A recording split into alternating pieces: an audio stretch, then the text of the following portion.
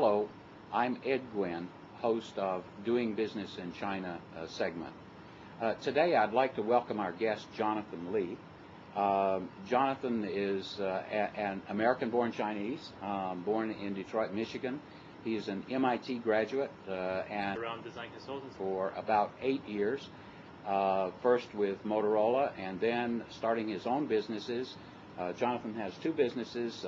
One of them is JustGrapes, a great chain of wine stores in Shanghai, and the other is Asentio Design, which is product design, market design, product research, with some real unique design concepts, which you will see in the wine stores as well as using Asentio to do work for you. Jonathan, welcome. Thanks for joining us today. So you've been in China for about 8 years.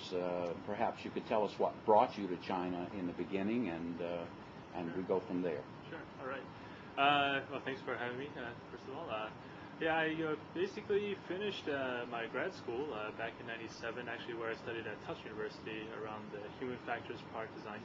And from there, I wound up working for Lucent, which very quickly became Philips, which very quickly became Motorola.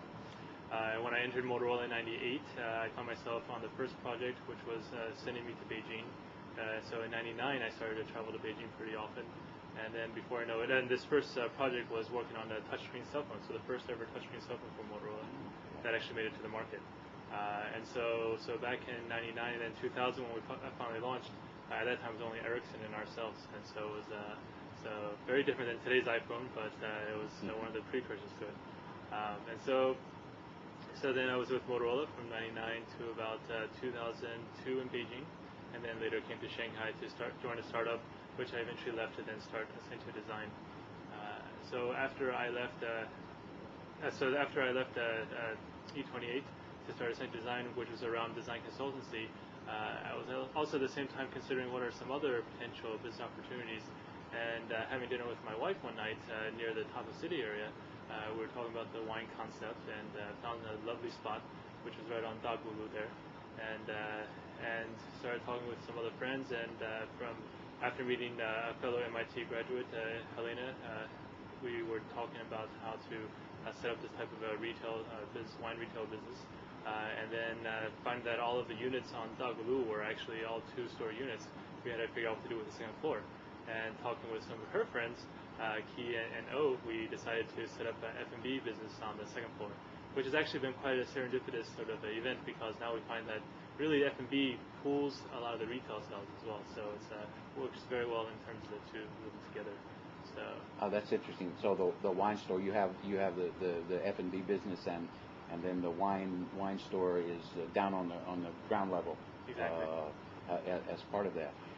The store has some unique design concepts. So you've taken your knowledge of design and been able to put that into the store with some unique concepts on how you present the wine, how you categorize the wine, and the environment in the store itself. Perhaps you could talk a little bit about how you categorize the wine in the store to help the client. Sure. I mean, similar to what we do with Asentio Design is that we design experiences.